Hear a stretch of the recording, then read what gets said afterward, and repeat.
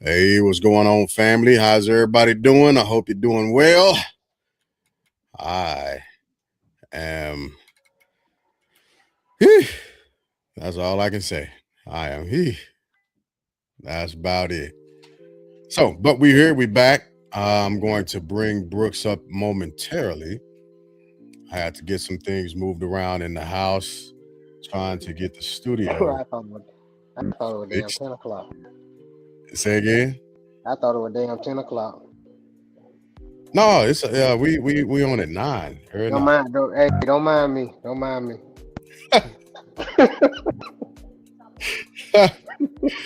So with that being said, we'll hop in. I got you, Brooks. I'm gonna pull you up in a second here. Pull you up in a second. I don't know exactly where Lynn is, but I'm sure he'll hop on when he gets a chance. So until then, let's run it around real quick. Wig, how you doing this evening? How's your week been so far? Hey, I'm good, bro. I'm real good. I feel like. I'm real good. Life Yeah. is good. Life is good. All right. Brooks, Yes, sir. doing well? How you doing? Week has been good so far? I'm good, Week man. has You been got some good. rest in you? It's busy but good. I'm disappointed that Lynn is not on because I really wanted to talk trash about his USD hat first. But I guess he might my pop on typical that. greeting to him, Yeah. But life is good. Good. He might pop on after a while. We'll see. Rich, Let's get to it. let's get to it. Here we go. So, without further ado, I have been continuously scanning and looking through and looking over the war in Iran. And the question that I at this point I have to ask the panel is it time for us to leave? Is it time to be out of there? Oh, wait a minute. President Richard Lewis Brown, Tayana's man. I just tripped off of your name. What's that about?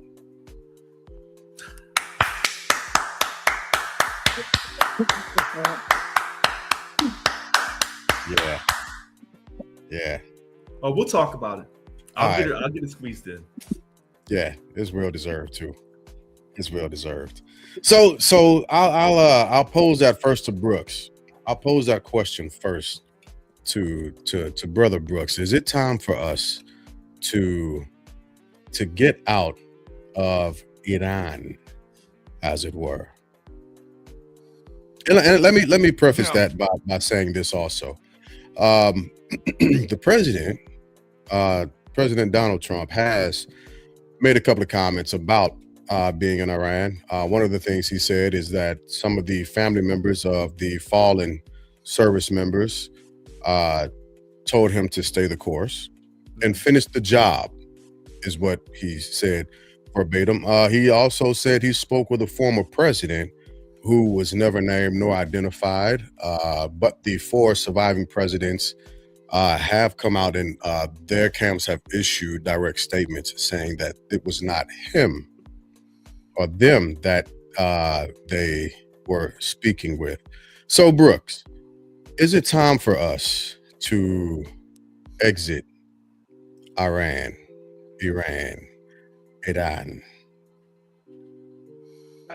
No. First things foremost, you don't start something like this and not finish it. If you do, that means all this was for nothing. It will continue for another generation. I'm 48 now, and it will go until I'm 68. And something will happen again down the line, and it just will perpetually continue. You can't have that. You have to finish the job. Period. You have to finish the job. Now, okay, gotcha. I'll swing that. I'll pivot that up to Wig. Wig, where are you at? Do we need to stay and finish the job, or do we need to Uh, be pivoting out of Iran at this point? Listen, staying and finishing the job. What does finish the job look like? Great That, question. that's a fair question. You So, have so to set up Iran, or like, unless I thought you were asking me. I'm sorry. Go ahead, no, bro. no, Good, no. good, So good, good. because if finish the job, look, if it finish the job means finish the job, meaning the whole entourage have to go. You got, you're not gonna do that by bombing. You got to go commit soldiers and service members. You know what I'm saying? So that these people been fighting since Afghanistan, Iraq, and we ain't got the same army that we had 20 years ago. Hmm. We don't have the same. They don't have the same drive that we had. So I just want to know what does it look like at the end? So before we touch on that, is that can I surmise what you're saying and kind of extract out of what you're saying, essentially as part of, yeah, it's time for us to go, or should we figure out what it looks like and stay? No, no, no, no. Okay, you're right. It's time to go. Cause this it's time to go. This you're not gonna win this battle. You're not gonna win this battle. We might would have we could have stayed and did what we needed to do it had he went through the United Nations and played the case there. But since he didn't do that and he went at it on his own, don't punch me in the mouth and then I start beating your butt and you ask somebody else to come help. That's basically what it is. So yeah, it's time to go. He just don't know how to get out. That's what Okay. I think. I don't know how you use the United Nations as like a reason, man, because the United Nations hasn't done shit in like Well, forever. before we touch on that point, because we are going to get there also. I want to give Tiana's man a chance to answer, and then I'll repose the question. Welcome in, Lynn. To Lynn. So what you got on at the proper time. We just jumping in it, Lynn. And the question that I asked the panel is essentially, is it time for us to get out? And I prefaced that by reminding people that the president has also stated that he spoke with a couple of our fallen service members' families who told him to finish the job, and he also spoke to a former president who has yet to be identified, uh, who told him essentially, well, he thought that what he said is the former president said he wished he would have done it, right? But that's neither here nor there, because he did not actually say a former president of the United States. He just said a former president. I just want to clarify that also. President of the Rotary Club. Hey, in his defense, that's what he said, right? But those were the two prefaces before actually jumping in on the question. So I wanted to swing that over to Rich real quick so he could jump in on that, and then we'll push it over to you, Lynn. Okay. You know what? I want Lynn to go first. Okay. All right. Let's do it. Here we go. So give me this question again. Is it time for us to leave, to get out of Iran? Are we finished with this? The answer to that question is yes, but the ideally yes, but reality, we can't. We have to stay. Look, we have to stay and finish. Oh, that's interesting. We have to stay and finish, and it's going to be a minute. It's going to be a minute, in my opinion. But because if we cut and run now, it's an automatic L. And, So are we not taking an L right now? we're taking an L on several fronts, but those are small battles and skirmishes. Okay. But so what I'm saying is, if you retreat under those small battles and skirmishes that you're losing, it's a It's basically, I'll give you an analogy. If your portfolio is down in the stock market and you pull everything out, you lock in your loss. Yeah. So, the United States, so much of this is about posturing and ego and being the superpower. The big kid on the block, all that stuff, that whole reputation is up for grabs. And I ask people all the time, would you like to wake up one day and see China in that spot? Oh, no. Would you like to wake up one day and see Russia in that spot? No. Then, you got to keep that spot. And they asked for $200 billion today, too. I heard that. Yeah. I know that really pleased the TSA when they heard that. Oh, my God. Yeah. Ugh. Lynn, I'm disappointed. I was really hoping that you would wear your USD hat, so first thing I could say is make fun of you about your hat. But you didn't. So I got nothing right now. But here, just for you, I got my Ohio State mug. See, you said it wrong. Just for you. You said the Ohio State University mug. Okay. Yeah, you're gonna lose you're gonna lose your card. Yeah, he got mistakes like that. Ohio State University. Hey, at least you recognize that. You know what I mean? Like, now you're coming around. Hey, I got a T-shirt for you. Okay. That's funny. That is funny. So Rich. What's up, Rich? It's on you now. What's up, Rich? So I wrote this down. I said, finish it. Agree with Brooks and Lynn. Don't start something that you didn't plan to finish. Make Israel safer. And I'm not saying I'm pro-Israel or anti-Palestine. Don't read into that. Sure. Make Israel safer, along with the U.S. and other countries in the region. And here's where I agree with Lynn. I think we should mark the calendar. Trump presidency rests on this military conflict. I agree with everything Brooks and Lynn said. I have nothing more to add. So, with that being said, I'll ask the panel this as a continuation. We found ourselves in a very peculiar situation. Outside of the impossible manner in which to state justification of being there, right? Because there's never been an actual justification.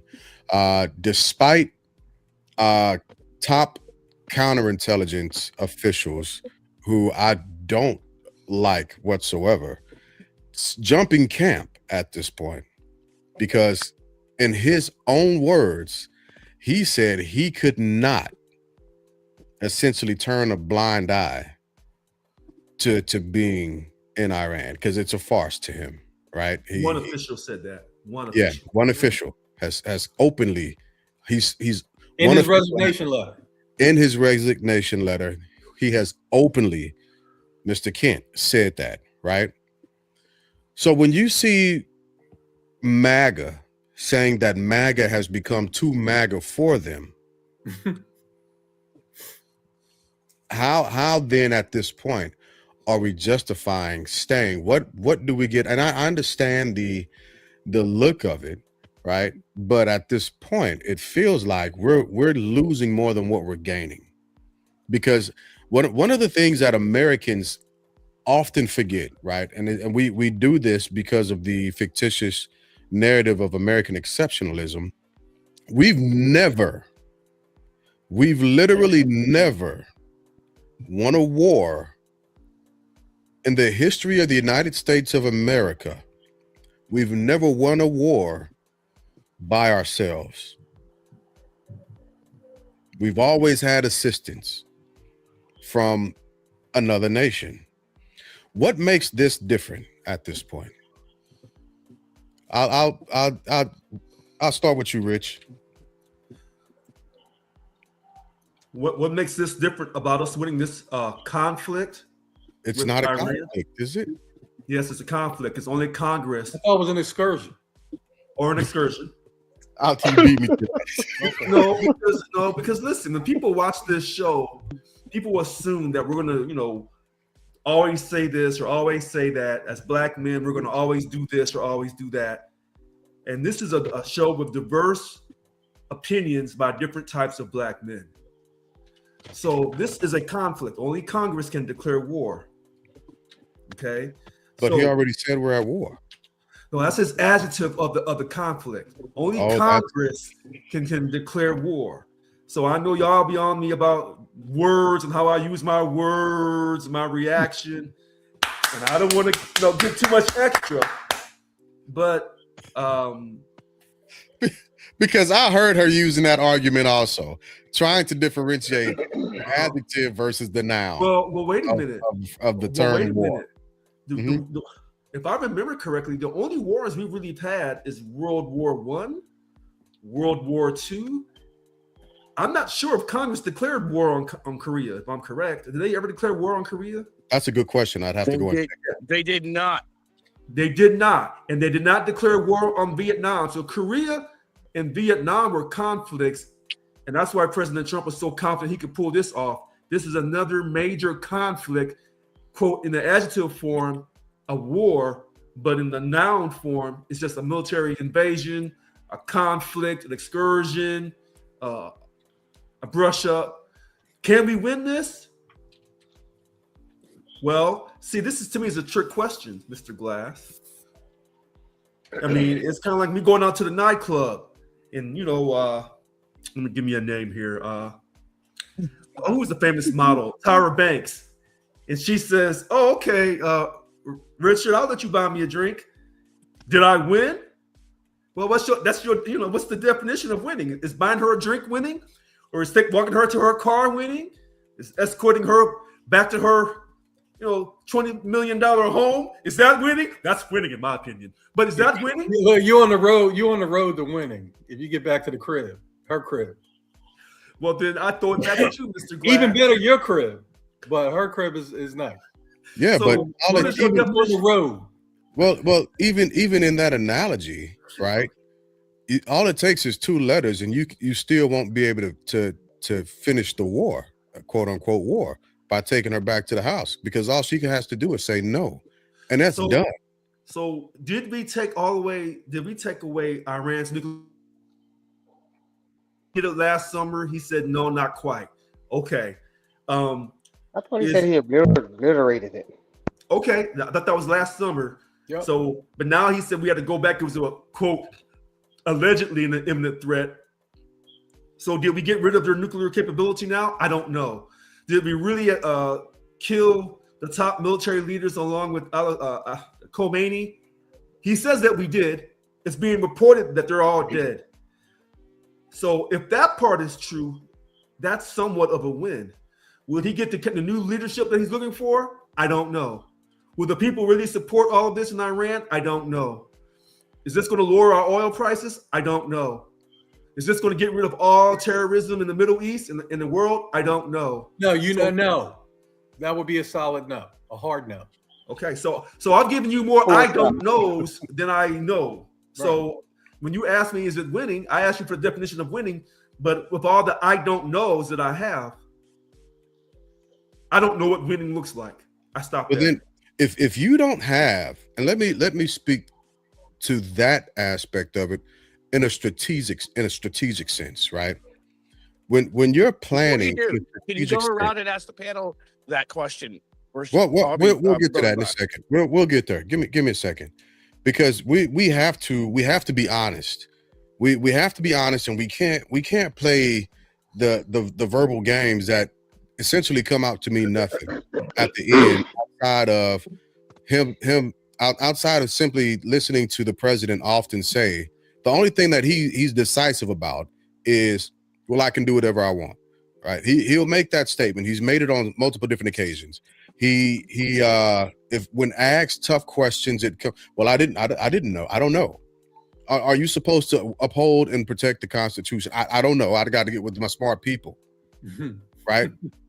So let's talk about this from an aspect of strategy.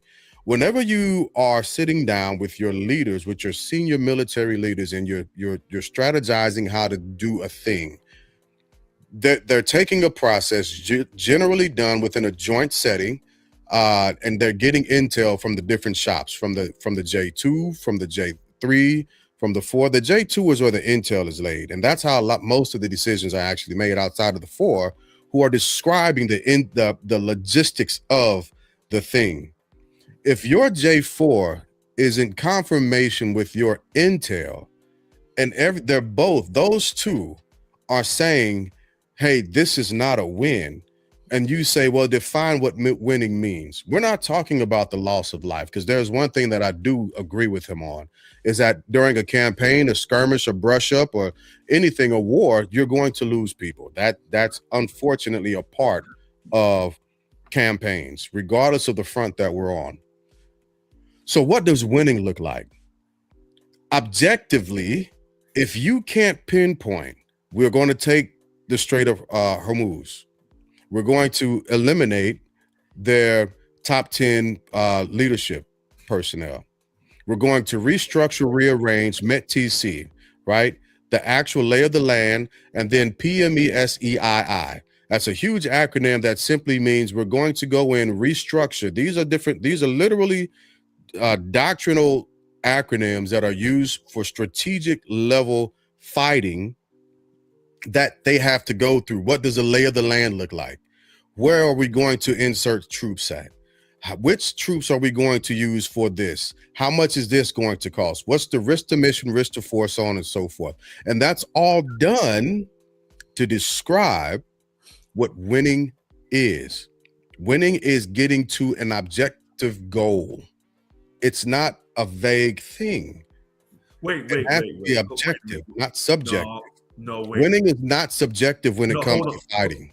Hold on a second. Wait a minute. You're speaking like you served the country for a period of time. So, what veterans say winning is in regards to a military conflict or a war is one thing. What politicians say is another. And of course, the most important people are the voters across America. They'll tell us what winning is when it comes to a military situation. In fact, we'll find out this November.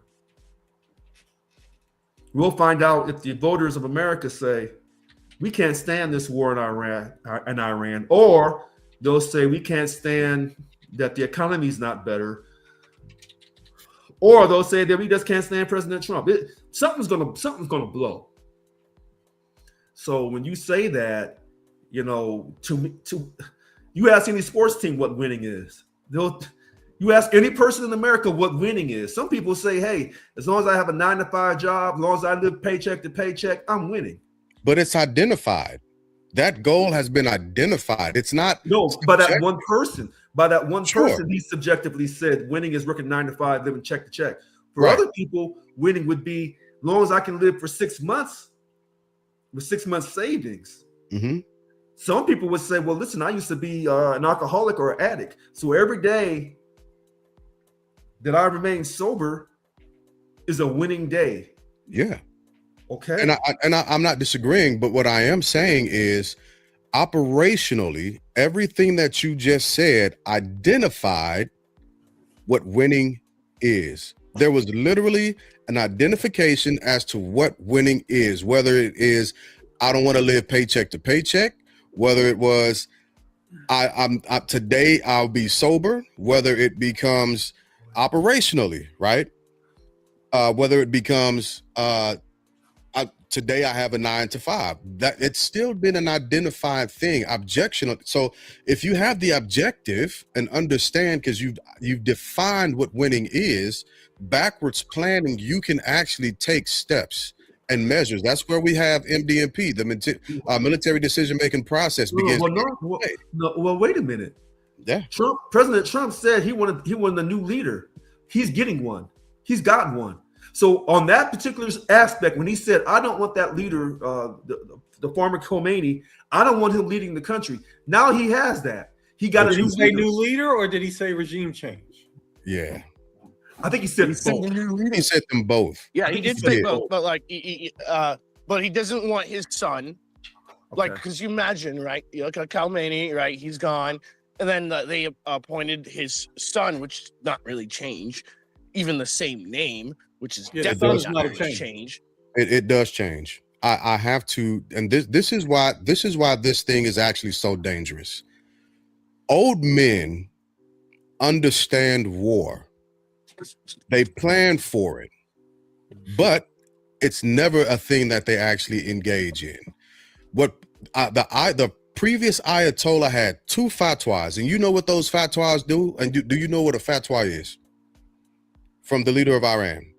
The fatwa that he put out, that's the law of the land. He put out 2 of them, and they both had something to do with not having a nuclear Iran, because to them it was immoral. That was the old Ayatollah. The new Ayatollah, those fatwas died. They ended with him. The new Ayatollah is a younger man. Have we never taken the steps to understand why the military recruits us at a specific age and a specific time? Because we're willing to go to war. We're willing to fight. We're willing to go where older men have already gone and warned against. The younger Ayatollah or any younger person in regime change at this point is so much more dangerous, because they will where he wouldn't. They absolutely will. They're dealing with younger men who have more of a reason, and a martyr, 40 plus martyrs at this point, not to mention their country, to actually execute on the things that the previous Ayatollah would not. I just wanted to throw that out there. But go ahead, Brooke. I didn't mean to cut you off. Go ahead, Brooks. I think, like, getting back to the crux of the matter here, and I agree with you about the younger generation. There has to be, like, they mentioned the objectives, right? Destroy Iran's air force. They did in the most part, but they still have all these drones. Destroy Iran's navy. They did in the most part, but they still have all these mines now in the Strait of Hormuz.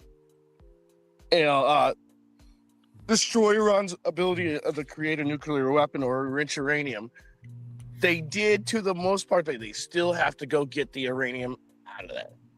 They So don't know is where the it is. objective achieved? Yes, you're right. Is the objective achieved? No, 100% not. Until those 3 are done, like where you have to either, I don't even know how you destroy water mines. Until you do that, You know who does know how to do it? Iran. Iran, and you know who else? Japan. Right. And who did he just screw? By pulling 2,000 to 5,000 Marines away from Japan. I look at it like, until you accomplish those 3 tasks, this is not going to end. Because whether you get the intel from Japan by some trade or some, allowance or whatever, until you get rid of this drone stockpile, which they buy them or they build them for 20K, and we are using missiles for 1 million. Like, so that, like, I'm just saying 1 million because it's probably more like 10 million for a missile. Yeah. But like, until you stop that dichotomy of spending versus trying to destroy, and what they're doing, like, that's not winning. We've got to, like, eliminate one of those things first. You have to. You got to get rid of all the mines out of the strait. Put all your damn ships in the strait and just let oil flow. You've got to destroy that drone stockpile that they just have. And once you do that, then you know what? You've officially eliminated their technically Air Force. Because whether you have a F-16 or whatever the Iranian equivalent is, and you don't eliminate the drone force, they still have air force. They still have air power. Whether those drones are unmanned or not, it just doesn't make a difference, right? Because they can just remote control those things, the kamikaze into it, whatever they want. You've got to eliminate it. The nuclear aspect is third, actually. Is actually third, because they're not going to send a missile over here. They're just not.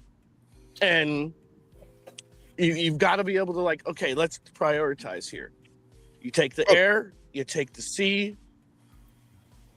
Go ahead. Okay. All right. Well, let's go ahead, Wig. You know what's funny? You explained that better than what this administration ever said about why they wanted to do something. God damn it, they should hire you.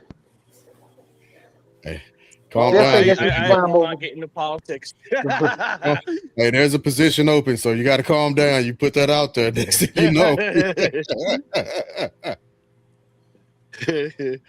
So how do we finish this, Lynn? What does that look like?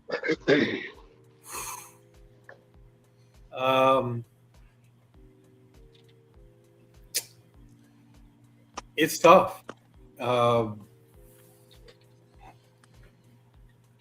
You get control of the strait, and I believe the way we finish this and shorten it and get out of it with a head held high is that we have to be joined by some allies.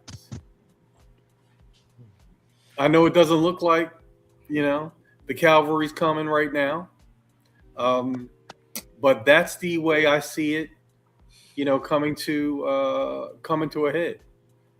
Because Israel is locked in. Yeah, they're locked in. They're not, I foresee even if we pulled out of this whole thing, Israel will still be lobbing missiles. So the way we finish this is by diplomatically convincing our allies to join us, because it would be mutually beneficial. Because right now, if things keep on this trajectory, the global economy is going to be bad for everybody.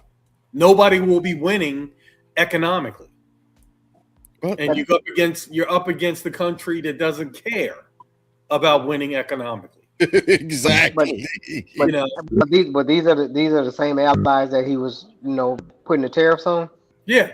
Yeah, you tariffed them, you insulted them, you belittled them. Yep, you did all those things. And now you need to get on the phone and kiss some butt and get some allies. We ain't gonna have no allies, guy. Huh? We ain't gonna have no allies. Cause even when my man wrong, look, he can hear wrong, see wrong, and know wrong, and still believe a lie. So no, we ain't gonna have no allies. We better go. We better go home. If we go it alone, we just prolonging the loss, the L. So let me say this, because I know a lot of times when people tune in, they see me and Lynn arguing, or I'm arguing with Brooks. We've got a problem. So remember what I said about President Trump? I said he's the greatest white man America's ever produced in his mind. Yes. All right. So, with that being said, you can't walk away. And I don't think you can spin this, because within your own MAGA movement, you have some MAGA people saying, you said America first. We don't care about nobody else. We only care about us. And then you have other people in the MAGA movement who are pro-Israel saying whatever Israel says, we have to roll with, because those are God's chosen people, of course, because they're got it. They're God's chosen people. Okay. Yeah. So he's in a dilemma, because the most important dilemma is his ego. And the last time I checked, white men in power don't like to lose at anything. and they don't apologize for anything from the left or from the right. Second part, I believe he's spoken to Barack Obama. Not Bush, no, because Bush ain't gonna talk to him because he tried to talk all that stuff about Jeb Bush and about his daddy. So no, George Bush Jr. ain't talking to you ever. Obama's a little trickier. Why? I just have this gut feeling that he talked to Obama, and Obama's probably saying, "Yeah, we should have went over there and cleaned their clock." But he'll never say that openly because didn't Obama give him like $900 billion or something ridiculous? Oh my God, no. He gave them back their money. Their money. There we go. Thank you. Yes, he gave them back their money, and it still failed. What failed? It still failed. What failed? So listen, this is where now this is funny. The idea that like they wouldn't enrich uranium, they wouldn't. So wait a minute, hold on, Mr. Brooks. So Mr. Brooks is not wrong, and neither is Lynn. So check this out. In my opinion, what President Obama did, he gave them back their money, but yet they demonized Obama, saying that he was giving terrorists money. He gave them back money that was theirs, but he knew in his heart they would probably do something nefarious.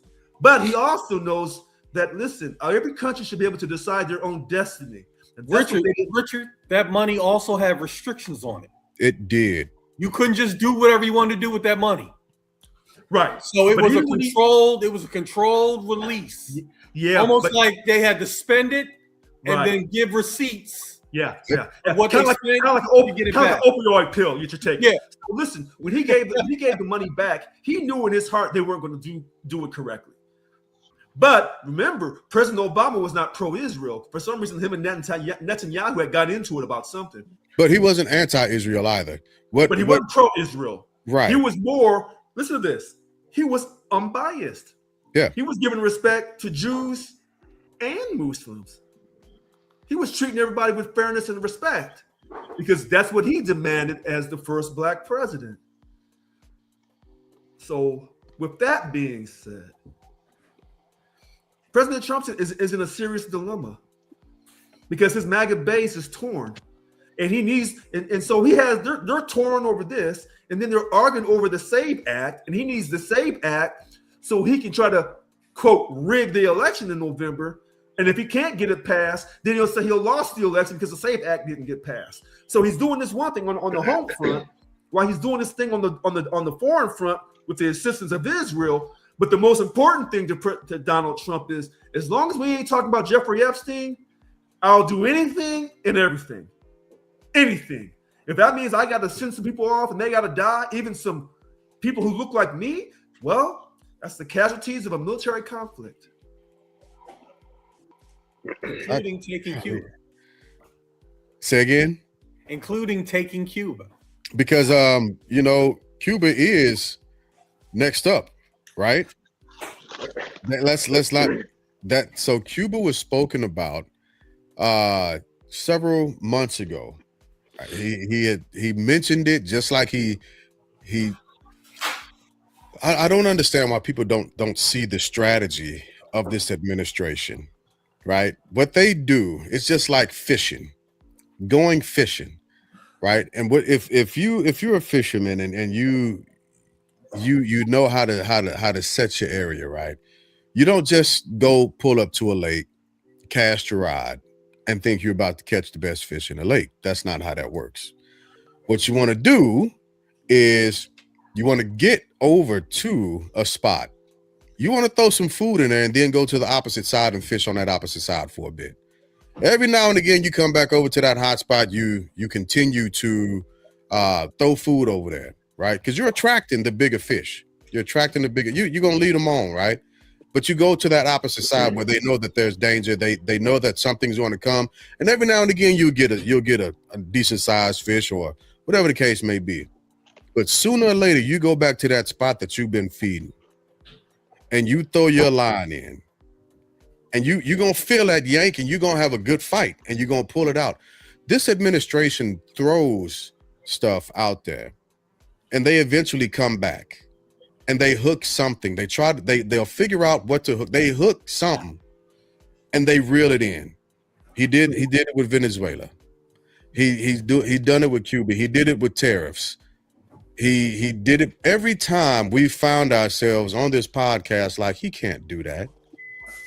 Project 2025.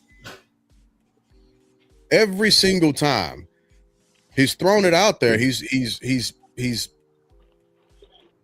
set the traps just to swing back around when everybody forgot because he's fishing on the opposite side of the pond.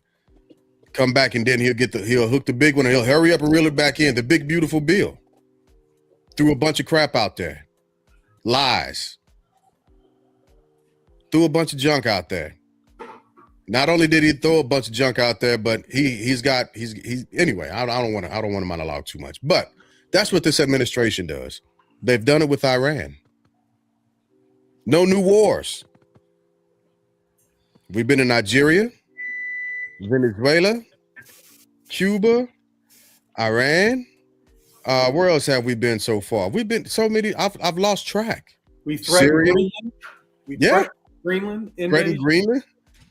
He tried to come back around to that and hook it and reel it back in. We threatened Canada. Yeah. This is as a strategy. As you're right, Brother Glass. Like as a strategy, he has not been defeated at it so far. He just agree. does the same thing over and over and over and wins.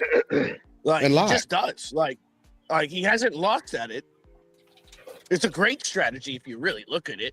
Yeah, it's a weird. What about tariffs? Sort of laissez-faire strategy. Say again. Did he win tariffs, or is that a loss? I think he would win tariffs. How? Because he threatened a lot of countries like raising tariffs. Wait. You asked me a question. He threatened a lot of countries raising the tariffs. He did it for a certain period of time. And then when they capitulated to what he wanted, he lowered them. No, but his tariffs got struck down by the Supreme Court. That's the loss I'm talking about. Don't he got to give all that money back? Yeah, that's what's up for discussion now. Refund. The tariffs were for he lost on indefinite tariffs. He didn't lose his ability to do. That's where the money. That's where all that money got collected from. That strategy. Now those companies are suing left and right to get their money back. And the tariffs that he got on right now. Indefinite tariffs he lost on, but not like tariffs temporarily. He totally won on. But now he can only have tariffs on for I think 90 days or 120 150 days. 150 days. Then Congress got to act. And then they're over. Then they expire. Right. That's only a half a year. Personally, I don't see tariffs as a winning. I don't see that as a W for him. Yeah, I think that's a big L there. It was a temporary W, but as soon as the court strikes it down, that turns that W into a loss. But what's crazy? What's crazy about that is all the money that was paid that we spent going to the store every day and feeding our families and stuff like that. We'll never see none of that money back. The money will only go to the corporations. Yep. Yeah. It'll go to the people that raise the prices on us. Exactly. So this is why I said this November is going to be so interesting.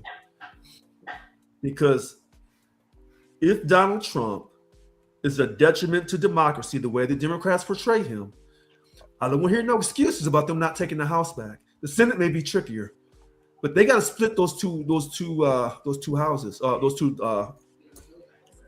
you're right. Those branches. Yeah, I mean, not branches, but they have to split. They have to take that house. One of the chambers.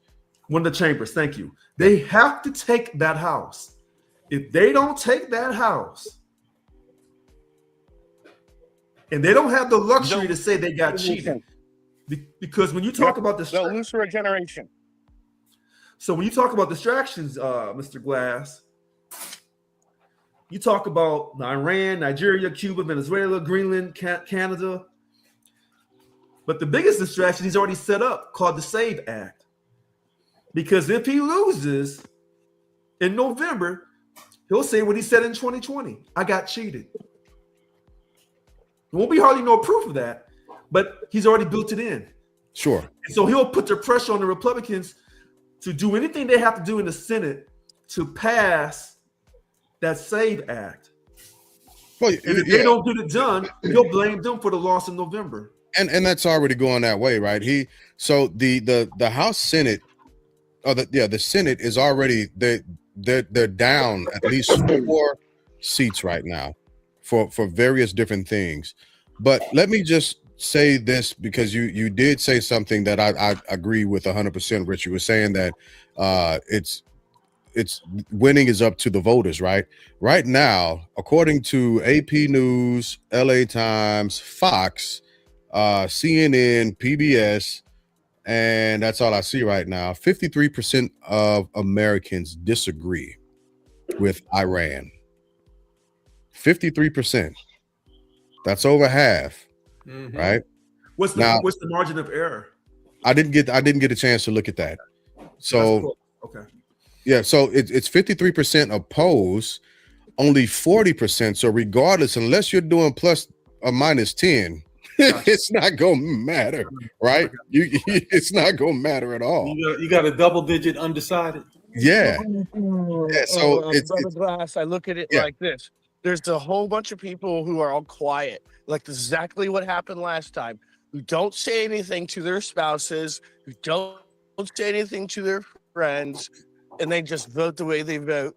And I think that's exactly what's going to happen again, because there's this pressure to vote a certain way in your society, because you don't want to get you don't want to be perceived as a pariah / oh, you're a MAGA supporter, or you know what I mean? Like, there's this pressure there, and so you just don't say anything. And when you vote, you just vote that way, and then you're like, oh, what did you vote? I'm like, oh, I voted for example, I voted for Biden, whatever, or I voted for Kamala, you just say it. It's a complete lie. But when the polls come out, that's the way it works, because there's this pure, unadulterated, if you don't think the way I think or vote the way I vote, you're a bad person. I've heard so many times people will say, if you vote for Trump, you're a bad person. 100%. And then look what happened. A lot of people are go ahead. So, Mr. Brooks, let me ask you something real quick, because I kind of agree with you. Yeah. Now, the analysts say that every time a new president goes into office, he loses in the midterms. Are you going to say this is going to be a historical moment where the president does not lose in the midterms, his party won't lose in the midterms?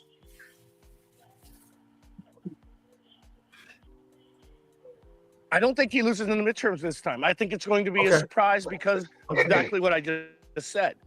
I think this is going to be one of those things that are like, holy crap. And it's going to be an eye-opener, and all the pundits are going to be like, oh, we got it wrong, like they did again and again. The Democrats put Trump back in office with cancel culture. They did it. They did it to themselves with stupid stuff in San Francisco. Man, I hate when he goes out. So I'm not disagreeing with what he's saying. What I am going to say, however, is putting some numbers to the feelings. And this is according to The Economist, and I'll look up some other articles in a second. 56% disapprove of the president, 39% approve. That's in The Economist? Yeah. Only 5% are not sure.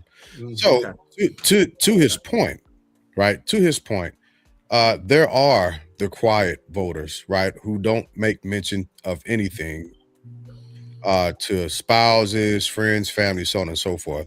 They keep their votes to themselves. However, what I will say on this wise is we generally see the number pattern that matches those undecided voters, and we don't have that right now. We have more people who have decided that they don't want this administration. If the midterms were voted in tomorrow, it'd be over. So wait a minute. So right now we're in March, which is month 3. Yeah. November is month Month 11. So it looks like we have 8 months to go. Every day with Donald Trump is a day of excitement. It's like a day of The Apprentice. Like He has dog years. He has 8 months to pull every trick that he can. 8 months. That's a long time to pull a lot of tricks. I don't disagree with that either. I listen, I'm not disagreeing with anything that you all are saying. All I'm doing is saying, according to let me see, because I got a different article up now. Several recent polls have shown the president hitting multiple unwanted milestones, exposing possible political vulnerability beyond his core base. Let me go ahead. I'm trying to see if I can find the actual numbers on this. No, listen, I'm not going to dispute The Economist. The Economist, the Well, you look at Economist, that. the Economist, the Wall Street Journal, they tried their very best to be very unbiased. They tried Yes. really hard. I mean, really hard. So if they're quoting me certain numbers, I'm probably going to believe their numbers, their polls. But, Mr. Brooks makes a great point, because I kept saying that Trump was going to get reelected in 24. Now, did I predict that he could take the midterm, the popular vote, and the electoral college? Now, this is where Bill O'Reilly, in his own little network, he said he was going by new voter registrations, which favored the Republicans. He said he'll take both. Nobody else, and none of those other networks on TV were saying that. None of them, except for Bill O'Reilly. So on this, even though he was wrong about the war in Iraq many, many years ago, he had to apologize for. On this note, he was absolutely right. So that's you why look at like sorry guys I dropped there, but you look at like there's no reason why Donald Trump should be president, except for like the people got so fed up with the Democratic policies and the ideologies that they were like, screw this. We're you know what, we want that guy back. But that's on them. Yeah, and I have to disagree with you in part, not in as a whole, but in part. First off, America has an issue with women being in power, and America quadruples America down. can smell dishonesty. American can smell politicians. If that was the bullshit case, speak. Donald Trump would never have been president for a first term. If Americans He can is smell looked at like, dishonesty, and I disagree with you, my bro. Like like Americans can smell like, oh, you're No. just saying stuff just to say stuff, and that's what the Democratic Party just does. And yes, you're right. Donald Trump is probably a jerk, but like, yeah, No, they like that's- a jerk versus like a absolutely dishonest politician. that's a horribly mischaracterized version of who and what Donald Trump is. Like, let's Okay. do his genealogy real quick. Let's start with his great grandfather, or let's just start with his grandfather rather, who owned a whorehouse. Right? Not only did he own and make his money from a whorehouse, but that's how he thought of and treated women. Let's move over to his go ahead. One quick point on this.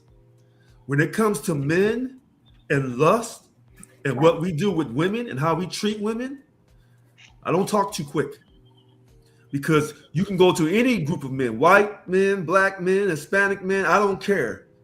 Men in this world historically do not treat women right, period. And I agree with you 100% on that. Okay. Right. Okay. And so now, not only do men not treat women right, but they teach other men how to do that, especially in America, where when you are a multimillionaire who has been taught through different generations that women don't matter, to the point where, and excuse my language, you are willing to admit in your first term campaign that you grab them by the pussy. He was talking. No, I can't accept that because that's not what that was. We know exactly what it was. He's treated women horribly because it's a learned behavior. And now I'm speaking to the psychology of this guy. I'm speaking to the psychology of America is what I'm doing. So when you tell me that America can smell BS, it cannot. Americans can't smell BS for several different reasons. One of the reasons why Americans can't smell BS is because America is full of shit itself. So it can't even decipher between the two smells. Is it me or is it you? Who's musty today? Right? That's one thing. Another thing is, right, when it comes to being able to tell what's true and what's not, Americans are easily led astray by entertainment. And that's all he has been. Do you hear the hypocrisy being stated? Celebrities need to stay out of our politics. And then not only is the Terminator a governor of one of the biggest states of GDP in our union, but you have The Apprentice, the leader of The Apprentice, who's a celebrity, has always been a celebrity. Always. It's a hypocritical statement. Americans don't smell BS because America is full of shit itself. It's impossible. I look at it like, you know what? There's no way in the world that I ever predicted that the one Donald Trump would win, let alone win the House, the Senate, and the popular vote. Like that part, I was like, no, not a chance. His first term, I did, and I'll tell you why. No. His first term, fine, but like the second term, no way. I didn't expect it, but I knew it could happen, right? Democrats threw everything in the kitchen sink at him, and they still lost. It had nothing to do with the Democrats. You know what it had everything to do with? It goes back to what I was just saying. Not only does America have an issue with women, America has a quadruple issue with black women. Not just that, but America is in love with its racial hatred. So hold on a second. Loves you. Why can't what you just said, Mr. Glass, about sexism, racism, and what Mr. Brooks said about the Democratic Party telling lies and they couldn't get their act together, why can't all of that be true? It absolutely can. But I'm saying that more than likely, more than not, because let's be completely honest with this. If you had to bet on a politician being honest, I think we'll save ourselves some money because we know that they're not. We know that they're all not. Hey, Jay? Yeah. Trump versus Barack. He would have lost. Thank you very much. He would have lost. He can't be the man. He can't be the man. But like, thank you. Trump versus Kamala. Kamala, if you look at what she's like, Kamala's a moronic like orator. Who? She couldn't actually put together like a whole sentence. I will wait for you to give me. I will wait for you to give me in the past decade. I will give you the past decade. I will give you that space to give me a coherent sentence that the president has spun together when never talking about policy. I will wait. He can't even pronounce the leader's name when he's introducing him. Orator, please. You look at it like this. Most Americans can't. They're like, oh, like 90% of Americans just say what they fucking think. They pardon my language. What they think, what they feel, what they honestly feel, and like he taps into that. And if you have some fake politician who just says party line stuff, which Kamala did, it's just a fake nonsense thing, and that's why she loses. I don't really think it has to do with anything. Go ahead. I'm sorry. What did he tap into? Wait, say again. What did he tap into? You said he's tapped into something about how he's really great at finding like how Americans speak, how Americans think, how Americans talk, how Americans like feel about things. That's how he won. I'll tell you. Listen, Brooks. I'll tell you how he won. This is how he won. If you are a racist, then Trump is your guy. If you are a misogynist, then Trump is your guy. If you are a thief, then Trump is your guy.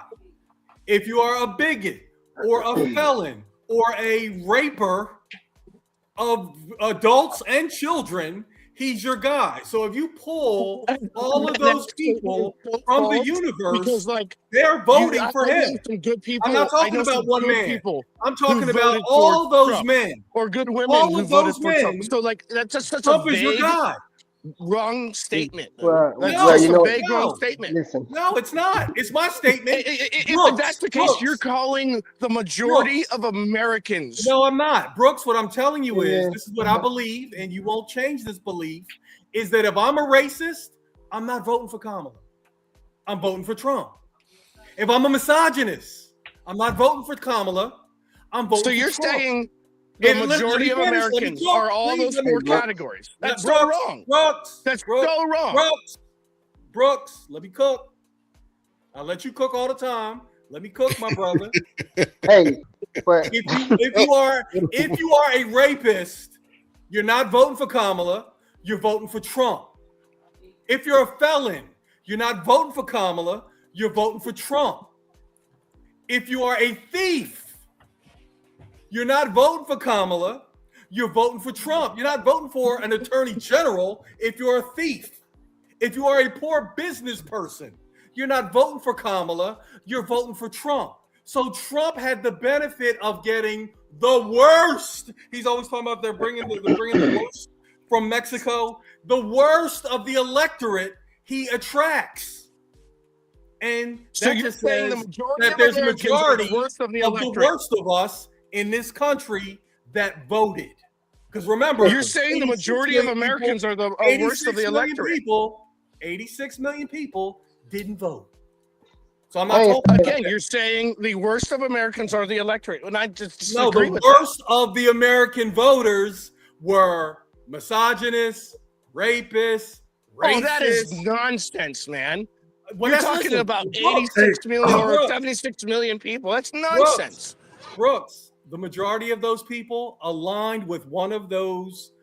So hey, I have a question. Wait a minute. That is the president. Hey, hold on. Let me jump in for a second. That's just so not true. Hold on. Hey, Mr. Brooks. So inaccurate. Mr. Brooks. That's what I believe, and you won't change that belief. Mr. Brooks. Just like I'm not going to try to change anything you believe. Mr. Brooks. Hey, I'm gonna jump in on this for a second because I knew Lynn was sitting back quiet for too long. I know. I was watching him too. Mr. Brooks, I want to ask you something. Are you there, Mr. Brooks? I'm right there. Okay. Because he's not totally right and you're not totally wrong. But here's the question I want to ask. Do you feel in your heart that a majority of white America find black America as their equal? Do I find the majority of white America find black America what? Do you think in your heart, do you feel in your heart that a majority of white America finds black Americans or African Americans as their equal? I'll give you the answer like this. I'm in a society whereby I've earned my stripes. As a past master of a Masonic lodge. Okay. And I did it all the way through, and I didn't worry about like what anybody else thought of me, except for like people were my friends, and my brothers. And like, and let me answer your question, man. I think it's either a yes or a no. I mean, no, it's not. It's Richard, wait. Let me answer Richard, your question. You asking him to answer the question what I answer. Richard, is that what you're doing? Wait. No. Hold on. You don't get to decide what I answer. How disrespectful! Like, Richard, like I have earned my way into where my career, in my station in the craft, in my in life where I live. Right. I've earned it. And so no, you can't just be like, Brooks, suffer so because Brooks, you're a black guy, dude. No. Check this out. Mr. Brooks, I'm going to say this in like 15 seconds because sometimes you talk for a period. I'm going to talk in 15 seconds. In the foundation of this country, when free black men wanted to join the Masonic Lodge, they were not allowed. And therefore, Prince Hall had to petition England. So there's your foundation in masonry for black Americans. I stop there. Well, let me also say this because California masonry is a bit of it's a special branch.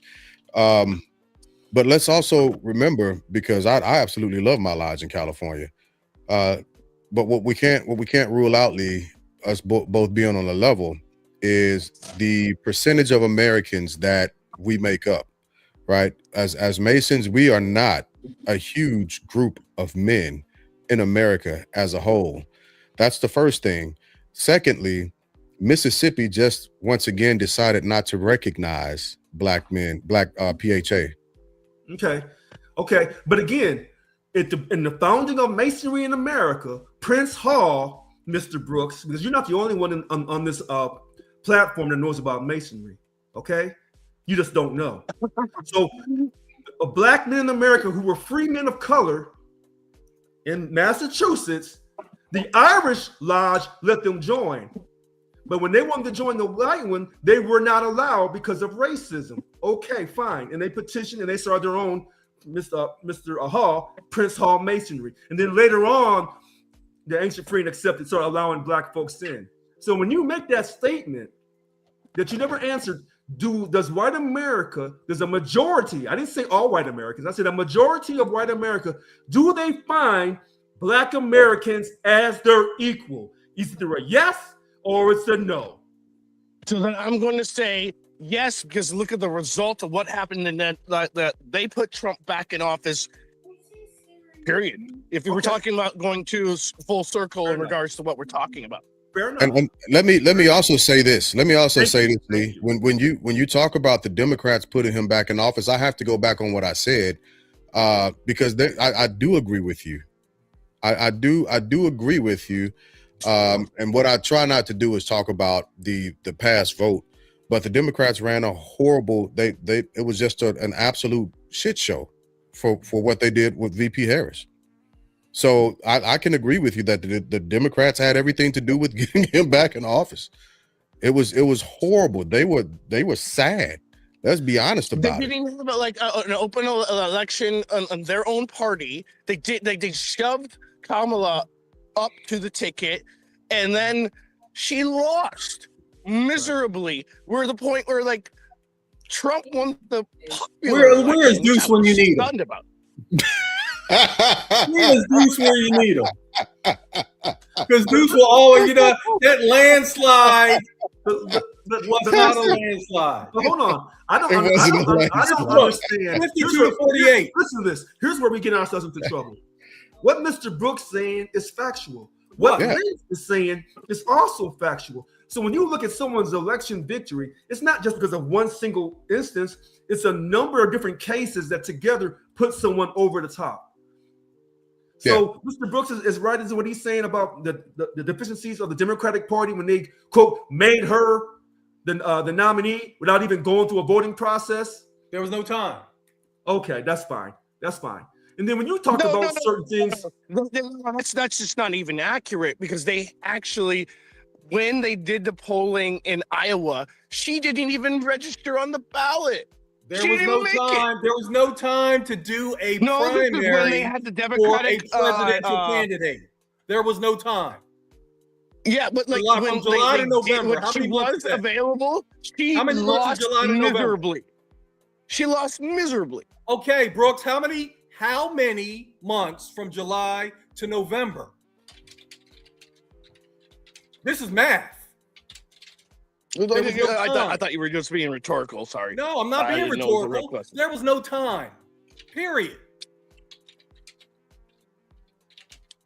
They could have If I wanted to jump in and be president in 2024, and they came to me, I said, "There's no time for me, because I need A, B, C, D, E, F, G, and we only have July to November. There's no time." If you look at it like this. If you look at it like where they told us for 2 years that Biden was competent, Biden was great, Biden was like smart, Biden was awesome. No. You don't get to get out of it. Like Biden was sharp, and then he on the American stage bombed. He did. He on the American stage bombed. They should have just let him stay there. Okay. So they should have just let him stay there. Sure. That's a good point. And prop them up. Yep. And put some like my boy would say, put some lipstick on that pig. So what shatters the Democratic foundation is you bail on your leader. Correct. That's like 10 men on offense bailing on their quarterback. I agree with that. Is that team going to win? I'm not disagreeing with you on that specific statement that you just said, but like this is what they did. I'm just talking about facts, dude. Like they were like, oh, wait, for 2 years they were telling American people, oh, he's fine, he's sharp, he's cool, he's not sick, he's the best at they lied. and then like he gets up on stage and he's like blah, blah, blah, blah, blah, blah, blah, blah. You know, like he just bombed. But in Mr. front Brooks, of the American people. right? But Mr. Brooks, Mr. Brooks, Mr. Brooks. When you say things that I know are the absolute truth, I agree with you. So my question is to you, Mr. Brooks. What mistakes has the Republican Party made since Trump's taken office, either in 2016 or in 2024? Have they made any mistakes that you can point out? Because if you can't point out no mistakes from the Republican Party, but every single mistake the Democratic Party has made, then you're no different than the Republicans who feel that they can do no wrong, but the Democrats can do all right. And the Democratic Party who feels that they do all right, that everything they do is perfectly right, but everything that Trump does is perfectly wrong. If you can't identify your own mistakes of the Republican Party, then you're no different than the Democrats. I am not a Republican. I am an independent. Let's be clear. Okay, good. And secondly, I look at facts. I've voted for Democrats before. I lived in Vermont. You know, I voted for Bernie. You know, like I met his wife. She's an awesome lady. You're like, I voted for Al Gore, which was a mistake. But like, I got to see Hillary Clinton. Like comments on YouTube.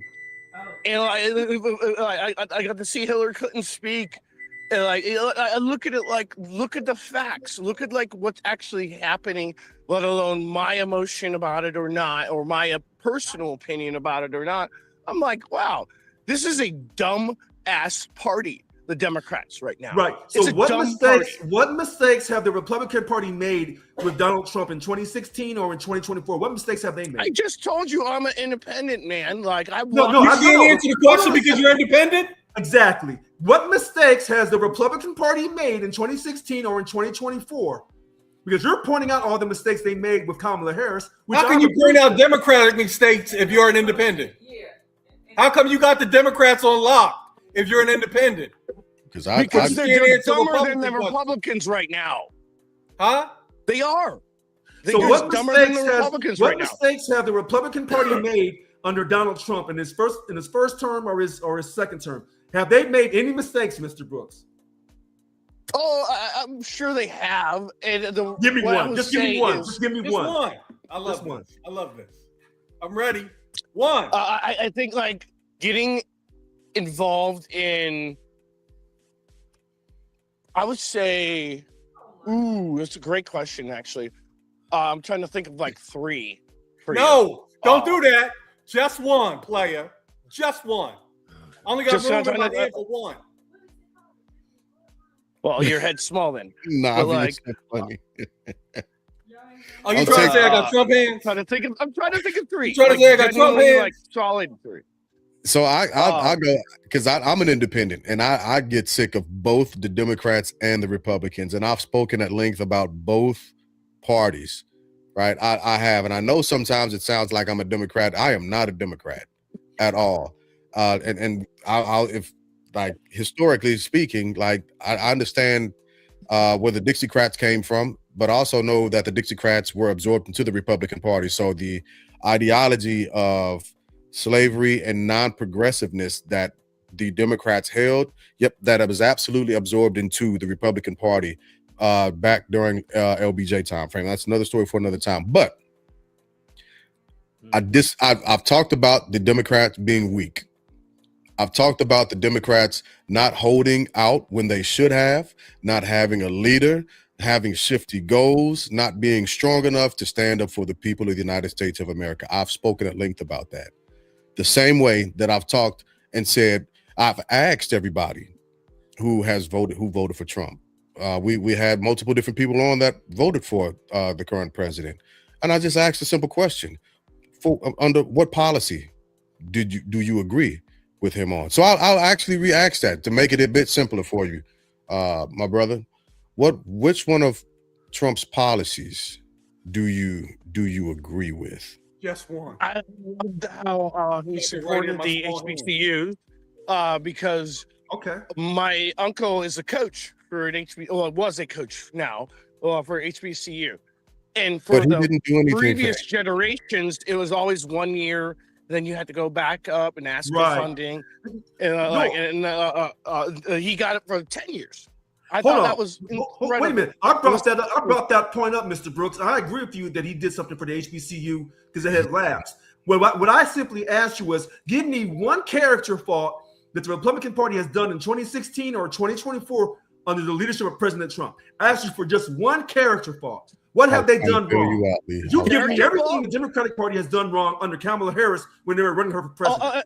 I think, okay, I'll give you a character flaw. Trump is an asshole. Trump No, is but like that- the worst. Wait. No, You said the character party. flaw. Party Wait. itself. What have the Republican Party, not an ad hominem. We're not talking about an ad hominem about the POTUS. We don't really know him, honestly, enough to say whether or not he's a butthole or whatever the case may be. We have our opinions about it from afar. But what has the Republican Party done wrong since they have recaptured the executive branch and the legislative branches? Right? Since they have both, oh, thank you for the gift. Since they have both the Senate majority and the House majority. And the judicial. And I didn't want to say anything about the judicial on purpose. Actually, I was like, trying to leave that captured the European Union to be able to like work with everybody. There's no teamwork in this. There's no that's why I think they did absolutely wrong. There's no teamwork in it. But There's the no Republican like Party? sense of cohesivity. Like you're like, man, like he's fighting every single country all the time. Okay. Like, Thank you. The no wars president? Like, No comments. say again. The no wars president? He's fighting everybody? All the time, arguing with everybody all the time. And I think like if you were like a no wars president, if you were like a guy who unites, you got to be able to like eat some crow sometimes. You know what I mean? You've got to be able to like, okay, I understand why Britain doesn't or UK doesn't do this. I understand why France doesn't do this. I understand, and still be cool with them, not be like, oh, screw you, I'm gonna tariff you, right? Like there's I love WWE wrestling. There's a wrestler, his name is Danhausen. And so anytime anybody disagrees with Danhausen, he goes to them, you are cursed. And like, that's what Trump does. You know, like if you disagree, you know what? Germany, you are cursed. You know, like, and like, don't get me wrong, the character in WWE is awesome. It's funny as hell. It's great. But that's what Trump does. And I dislike that immensely about him. But that's not the Republican Party. That's not the Republican Party. That's him as an asshole. Yeah, the president isn't the Republican Party. I understand that the politics that they're playing, but the president isn't the Republican Party. So let's just be honest. Okay, so this president has had the most backing of just about any other president because of the majority that he's had, the luxury. No other president would have been able to get a bill like the Big Beautiful Bill passed because it was absolute trash. It was absolute trash. And they campaigned for him. The Republicans came out strong, and they continued with their message. They were together on that message, and they actually got it passed, regardless of what the Democrats did and how the Democrats voted. They got it passed. Mr. Brooks, let me ask you this question, because I appreciate what you said. Do you think, this is how I say this to you, Mr. Brooks, do you think that possibly the Republican Party made a mistake by giving big tax breaks to the wealthy or to these businesses, big corporations? Do you think that could possibly have been a mistake?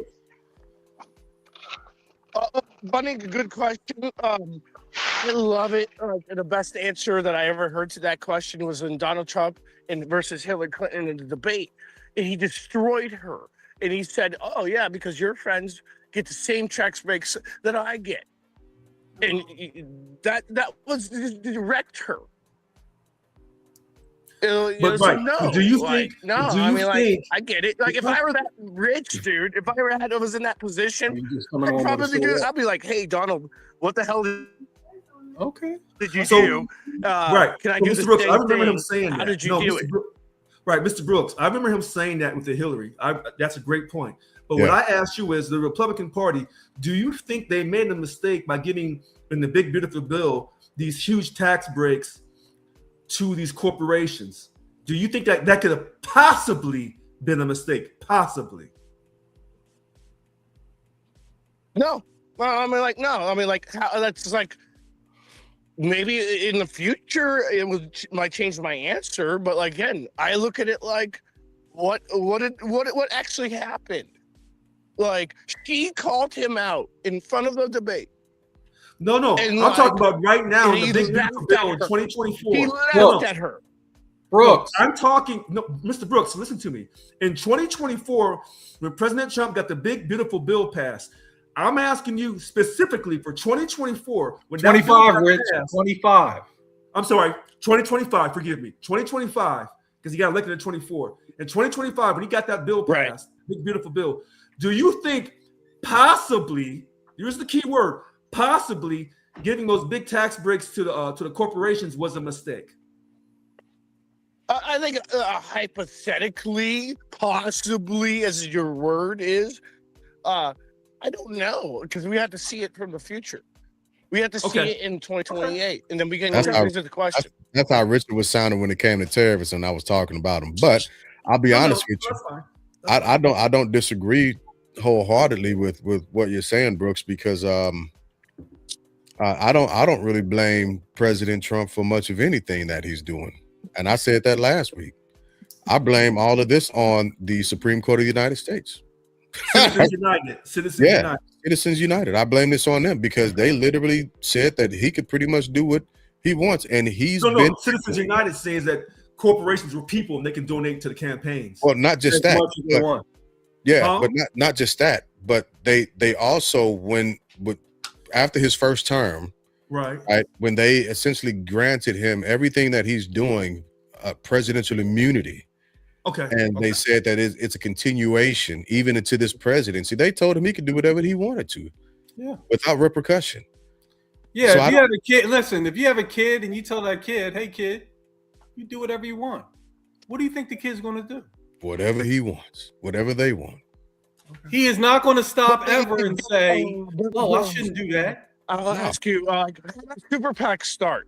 How did Super PAC start? It wasn't with the Republican Party, it was the Democratic Party, Super PAC. No, it was Citizens United. Yes. That was Citizens. Yeah, let's say the Super PAC thing for another night, because I wanted to talk about APAC. Speaking of Super PACs, but we didn't get a chance, and I didn't think we would to really talk too much about Cuba. But so Nobody cares about Cuba. I do. I care about Cuba because I mentioned Cuba several months ago in passing. Cuba is going to listen. When Fidel Castro died, the trick was already in. The brother already said, hey, look, as soon as my brother's out of here, we open for business. All the Cubans in Florida can go back to Cuba now, or they can run it from both directions. It's over. It doesn't matter. It's a non-issue. All I'm saying is no new wars, but Cuba is going to be the 51st state. Well, wait a minute. Hold on a second. No. You can't make Cuba a state before you make Puerto Rico a state. Thank you.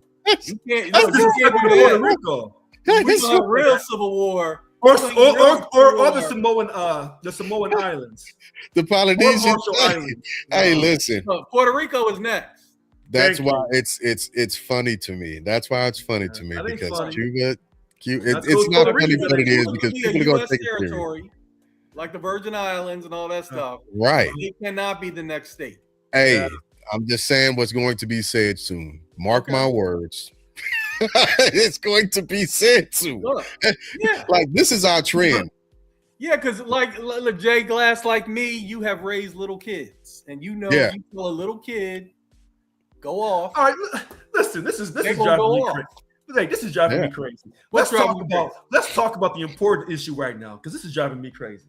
All right. I want to know, because I had a conversation with an African American woman, and we were arguing over Sinners versus, oh God, what's the name of the movie? One Bad Day After Another. Another Battle After Another. Yeah.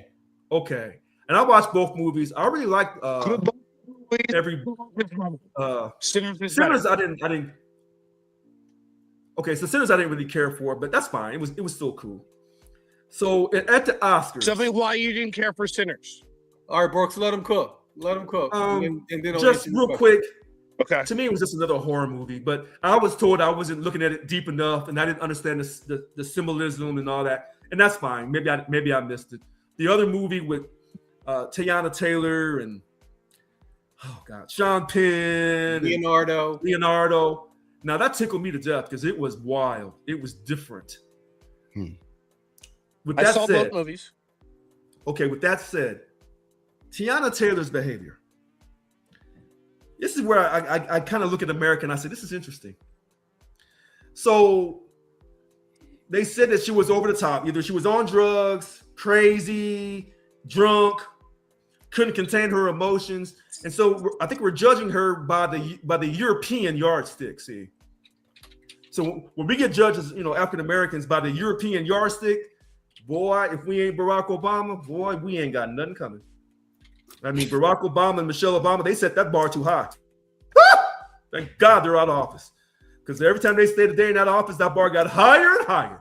Hey, tan suits. We can't even wear tan suits no more. So my question is to everybody, do we think that Teyana Taylor was out of pocket with her behavior when she grabbed her director and put him in a little playful headlock, when she got into it with the security guard? Real quick, that's it. That's all I want to get somebody's opinion. I'll say this. When you win an Academy Award, you can do whatever the fuck you want. Pardon my language. I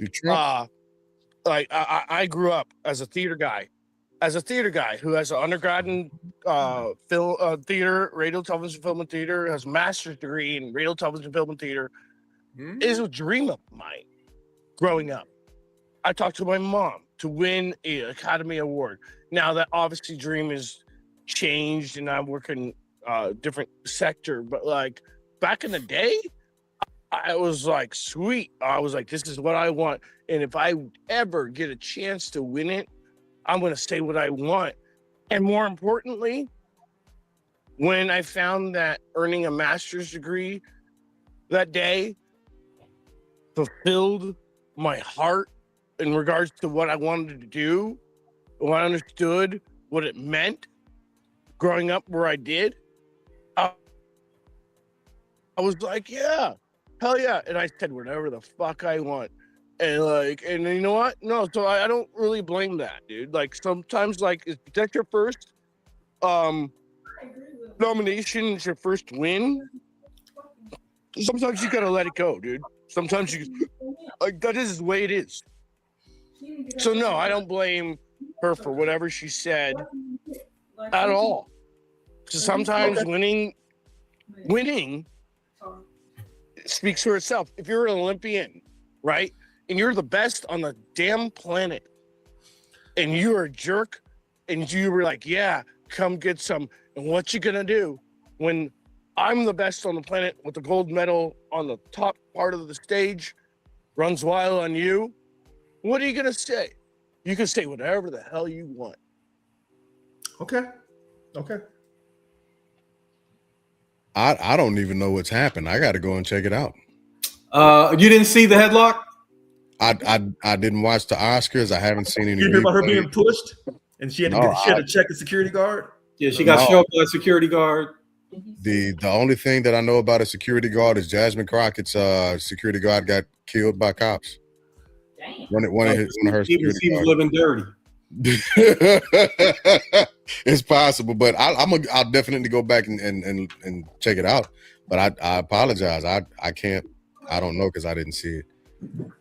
All right, so I will tell you, I enjoyed both movies. I enjoyed Sinners more than I enjoyed One Battle After Another. But they were both great movies that I would watch again. As for Ms. Taylor's behavior, there's a split in the Medeiros household. I thought that what she did at the time that she did it was not appropriate. Ooh. Period. If I was walking across the stage getting my master's degree and I put the president of the university in a headlock, what do you think would happen to me? So winners can't do whatever the hell they want to do. You need to read the room. That is the pinnacle of award shows. There is no higher show than the Oscars. So when you're in that room, I believe you should behave appropriately. Wig. Truth be told, Steph? I'm not disagreeing with you, my friend. Hey, I have something. Hold on. I gotta The other disagree. half of the Medeiros Yeah. household wants to chime in. Okay. Let's So hear what it, Steph. I feel what what's his name? I feel what he's saying because you're excited and everything. First of all, what I want to say is hi everybody, and the other Hey. is she did this on their way up the steps. She was not standing up at the mic and put the man in a headlock. When you see it, Jay Glass, you're gonna be like, oh, you probably be like, Dag, because that's what I said. I said, oh, Dag, she's rough with him, but evidently they're cool because he didn't look like, he just looked excited. So read the body language. It was real quick. It was like Halle Berry and Swordfish. Anyway, that's a different story. But anyway, yeah, they were just excited. She was a little rough with him. It was on their way up to get the Oscar. She did not go before the mic and cuss. She didn't have to be bleeped out or anything. They went up there and different people spoke about it, but I don't think I would have did that. But again, I'm not her. And or anybody else that goes up there and says anything else. She did what she wanted to do. That was between the two of them. And that's it. Thank you. Yeah. All right. Yeah, I'm gonna definitely go check it out. And so you know what I love about an argument that you can make. So remember when Chris Rock got slapped? Yeah. Right. By Will Smith. Could I make the argument that they're boys, they're cool like that, and they that's their horseplay? That's what they do. Can I make that argument? Can I make that argument? Okay, that we're not judging the argument. Can I make it? My bro, you should probably not do it in front of the other half, bro, because happy wife, happy life. No. Because this is why I end up on the winning side of most arguments or conflicts or whatever that I get into. And this right here is not one of them. This is not one of them. But I can argue both sides. Sure. You can. Yeah. I can argue both sides, and most of my opponents cannot. Hold on. They can, but they don't.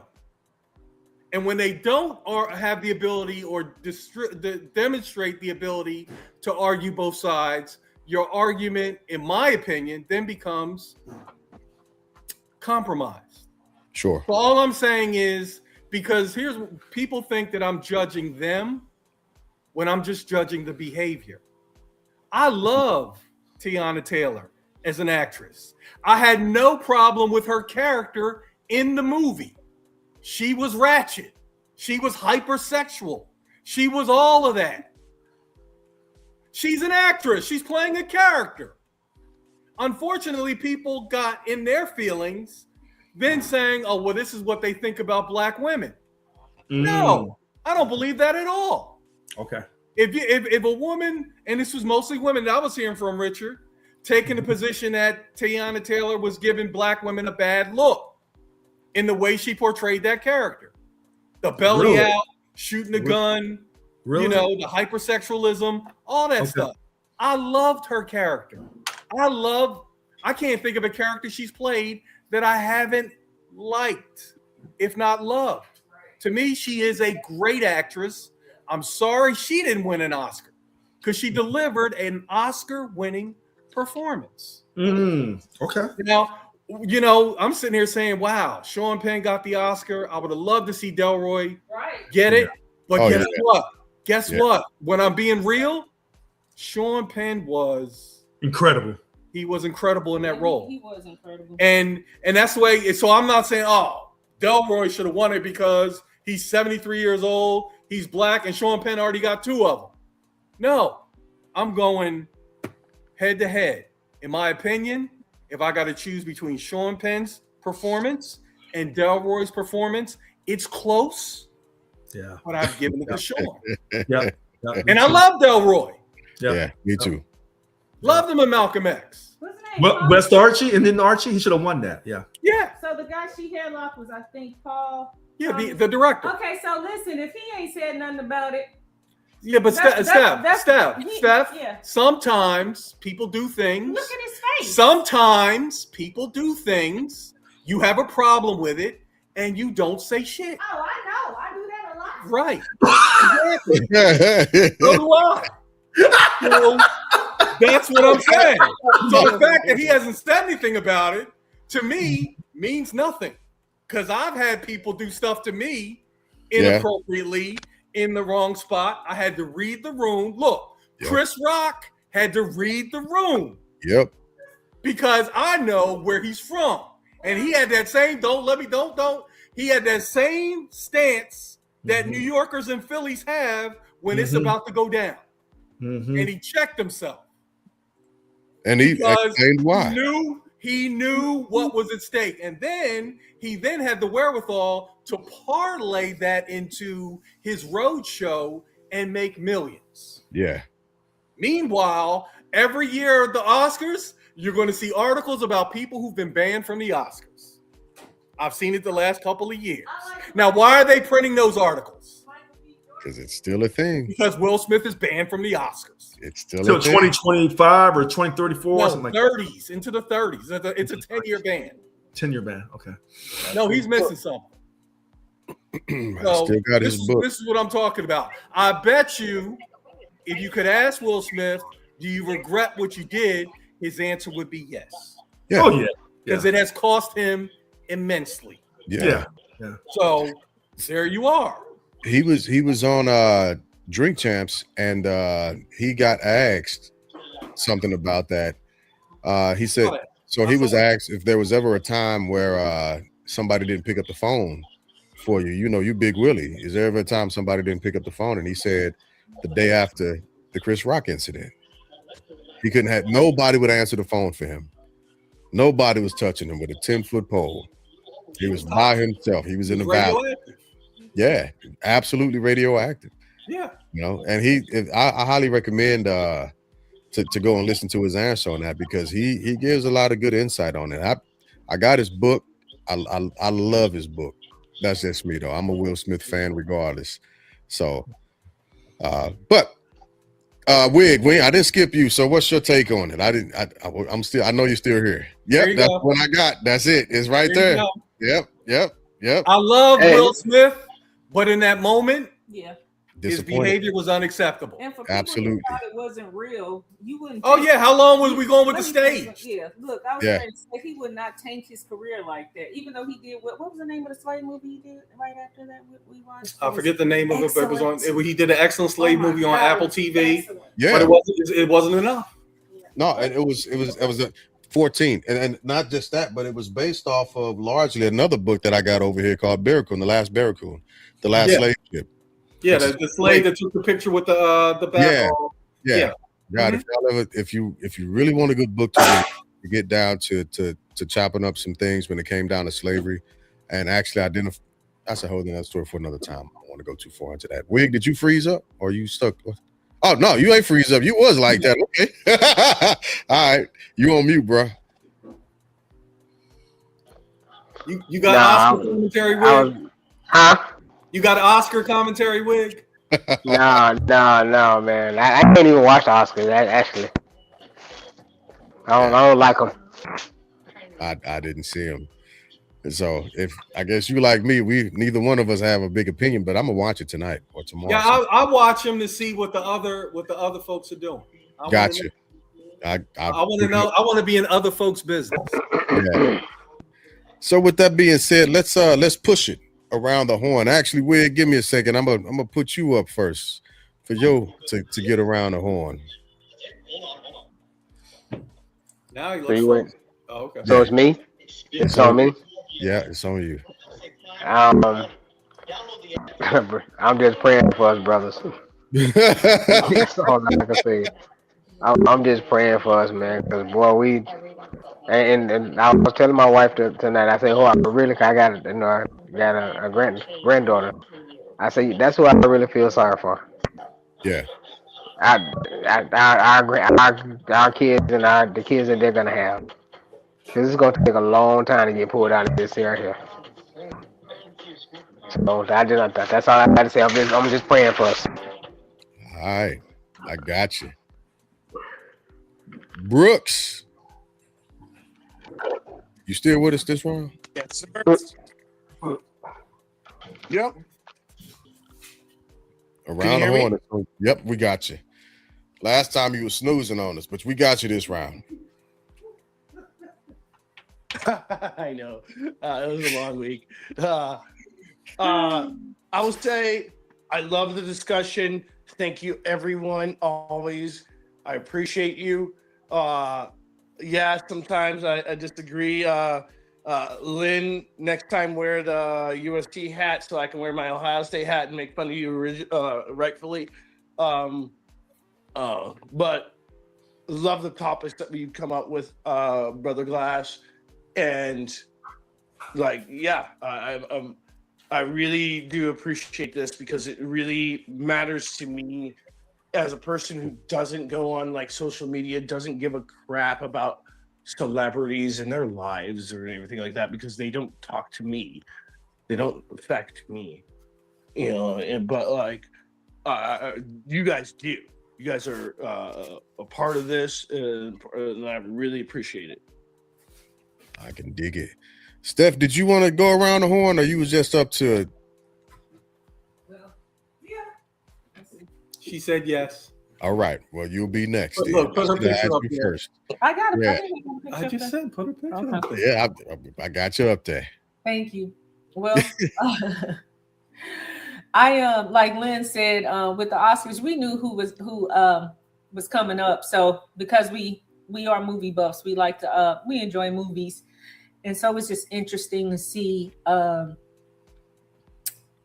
who won, who didn't win, and it also helps me with my checks and balances, making sure that I'm not like totally biased. You know, you understand what I'm saying? Yeah. Like what Lynn was saying about Sean Penn, his role versus Delroy's. Now, I'm a Delroy fan. I was able to meet him, I think, in '99, and he didn't think I knew who he was. So I'll end with this story. It was at a Joe Torre basketball event in St. Louis. Torre, of course. And that's Joe Torre. Yeah. Wasn't it both brothers? Joe and God? It's Joe Torre's event. Okay. It's called the Joe Torre Celebrity Basketball. Yep. And I met him there, and I was like, oh my goodness, I'm such a huge fan. And I was all, young and in my 20s. And he was looking at me like, you don't even know who I am. And I said, excuse me, Mr. Delroy Lindo. So that made him smile real, real hard, and he appreciated me knowing who he was. So that was a fun memory. But yeah, and I like how you see the other actors congratulate each other, or at least be professional for the most part, or just decent people. It's kind of like politics. They argue on TV and during debates, and look, they argue on podcasts, but then at 10 o'clock hour it's a different thing. Yeah. They're on the golf course together. So it's almost like a checks and balances. Some things are crazy and what's going on, but overall I enjoy the camaraderie of the people and the artists that we like. But thanks for letting me come on, because I'm doing some things in the kitchen and all this kind of stuff during this time, and I've enjoyed listening to all of you, even though I'm gonna pray Mr. Brooks. But Mr. Brooks not doing. Guess what? I was a theater arts. What was it? Theater arts major, and I did mass communications, and television broadcasting was my master's degree. So we're kinsmen on that part. Or kinsmen. All right, I'll take that and pray for you too, sister. Oh yeah. All good. And of course, right after Steph, we got none other than Mr. Lynn. All right. All right. We covered a lot of ground. We covered a lot of ground tonight, but I think our main topic I'll circle back to, which is is it time to pull out from a war or conflict or an excursion that was once again, in my opinion, a demonstration of poor leadership.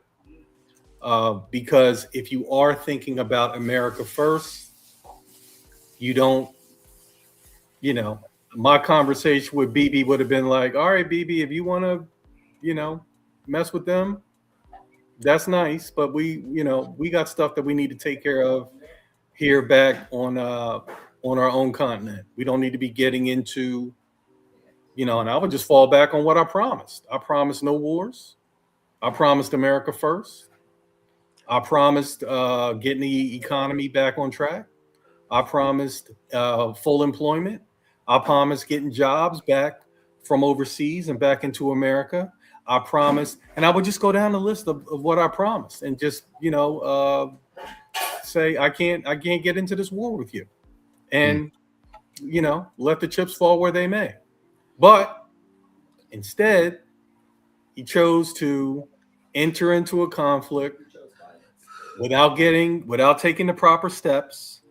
So now you asking for $200 billion and you didn't ask for permission, in the first place. That's like stealing your parents' car and then asking them for gas money.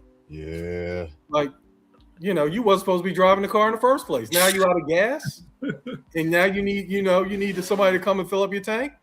No. So now you're in a bad position. And, everybody who knows me on this podcast inside and out is that I'm about leadership. And what I've seen in both of his cracks at being POTUS is just a failure at the highest level of leadership on this globe, on this planet. Just failure after failure to communicate, failure to delegate. And then, when you delegate to the wrong person, failure to take responsibility. One of the hardest things that you have to do sometimes is fire somebody that you hired because it's going to be a bad look on you. But when that's when you're thinking about yourself. But when you're thinking about the organization, it becomes an easy decision. This person is not good for the organization, so I need to take them out of this position and not give them something else that I made up. As I was deciding to fire them, just get rid of them because they are bad for your administration, your organization. That's what you need to prioritize. And this leadership is not like that. And if I were to give a leadership symposium, I could do it real quick in seconds or minutes. I could just put up a picture of the current POTUS and say, don't do that. Yeah. And you'll be a great leader. That's it. Wow. Yeah. I almost started clapping. Rich. I'm saying I'm off the screen. Oh, okay. So I want Stephanie to hear this. And I want Mr. Brooks to hear this too. I'm here. First, it's hard for me to criticize a person that's won 2 different elections for the presidency of America. I'm told every day that I'm in the number 1 country and we're the most powerful country on earth and the president is the most powerful person on earth. That's what I'm told by mainstream media. So I have a hard time saying about his leadership. But I want to touch on what Lynn said before I go into my quick little spill. I'm about sincerity. I don't care about your leadership if you're not sincere. So it's kind of like one battle after another for us in America as African Americans. So let me. What's the password? The password? What's the password? Tiana Taylor. So I'm glad that you brought that up. So let me talk about her. I got some strong words for her. And I got some strong words for her. First of all, I'm sexually attracted to Tiana Taylor. Okay. And her golden brown skin and perfect smile. Let me say it for you again. I am sexually attracted to Tiana Taylor and her golden brown skin and perfect smile. Okay, that's the first thing. Second thing, I deeply respect her amazing singing, dancing, and acting talent. She is an asset to the African American community.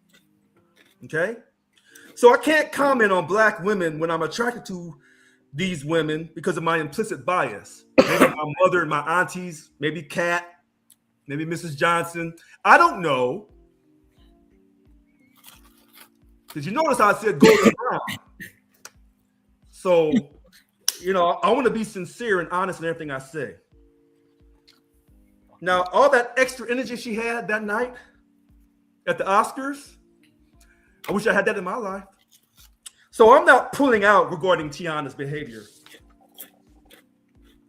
I'm not pulling out. I'm not going to criticize her. I'm going to stand by her side. And oftentimes, you know, we as Black people in America, we're judged by a European yardstick.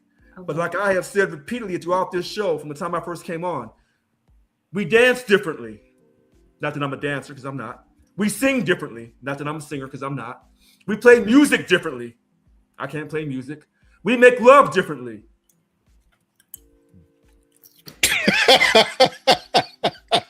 So, with that being said, hold on, we didn't get a performance evaluation on that.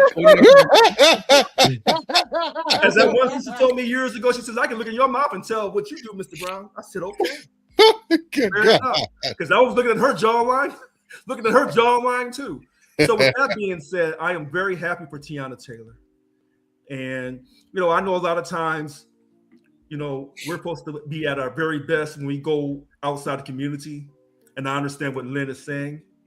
But I also understand what Stephanie is saying. And I also understand what Mr. Brooks is saying. So with that being said, Tiana Taylor, you keep doing you. You keep striving, being all that you can be. And one battle after another, we will win this battle one day. Let's keep hope alive. There are no perfect people on earth. And let me end by saying this to all my Latino friends.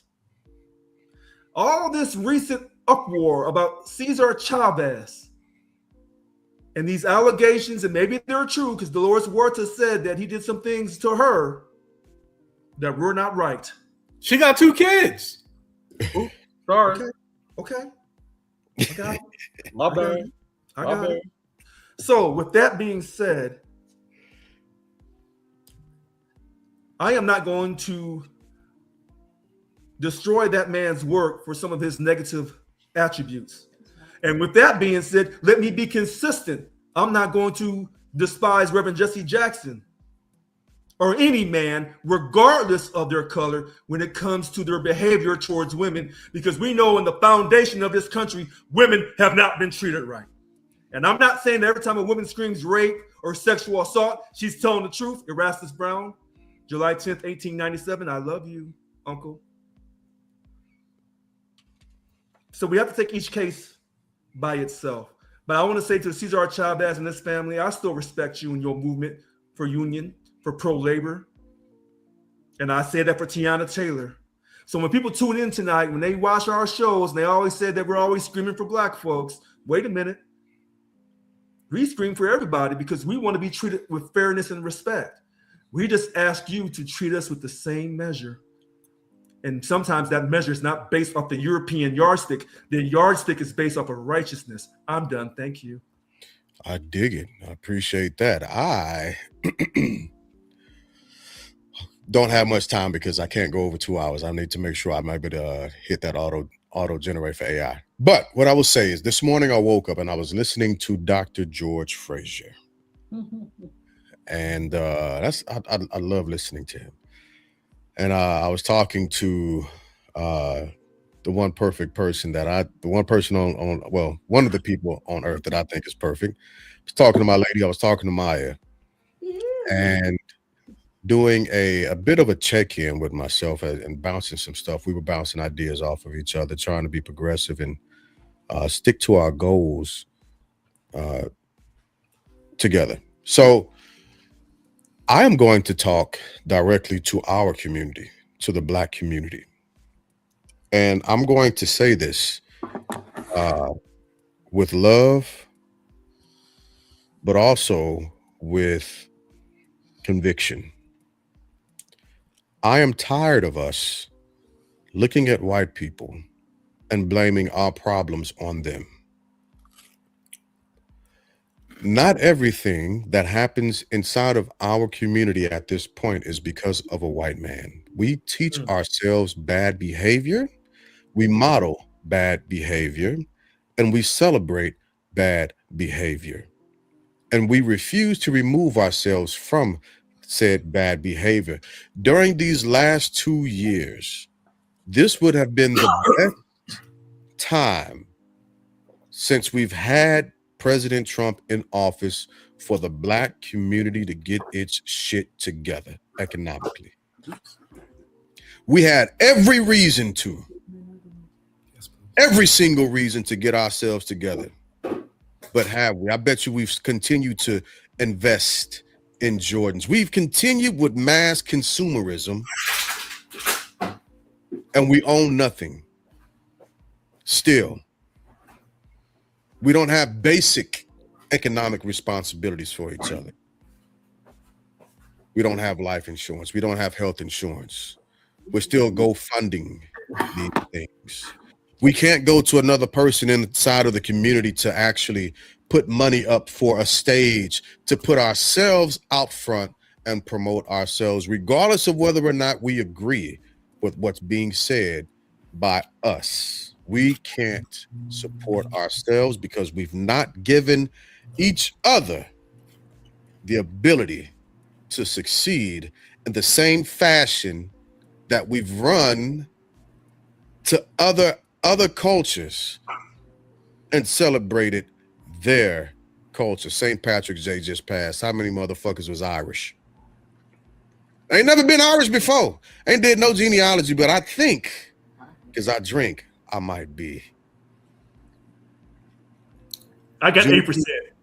Well, and I do too. But Juneteenth come around, and we still have a problem with trying to celebrate that with each other. I'm just saying, this is the perfect time for our community, our culture, to take a look in the mirror, get some therapy, heal ourselves, and become economic powerhouses. We spend billions of dollars. America has projected us and knows exactly how much we're going to spend, and we still give it away. We don't give it to each other. We have no economic prowess, and because we don't have any economic prowess, we have no economic power, we have no economic voice, we have no seats at the table, and people will continue to define us and make us act accordingly instead of defining who we are and making these motherfuckers act that way. We have to stop. That's our fault. That's all us. Nobody else. That's us. So I just wanted to take that time to give us a heart-to-heart so that nobody can ever say, oh, y'all just talk about how bad white people. We don't talk about how bad white people are. We talk about how bad people are. We talk about the human condition in general. That's what we talk about, to be honest with y'all. We're talking about the human condition in everything that we're talking about and saying. So just tap in. Continue to tap in, like and subscribe. This is America. This is America. And so I am at an hour 58, 59, got a minute left. So as always, thank you all for coming out. God bless and good night. Good night. Good night.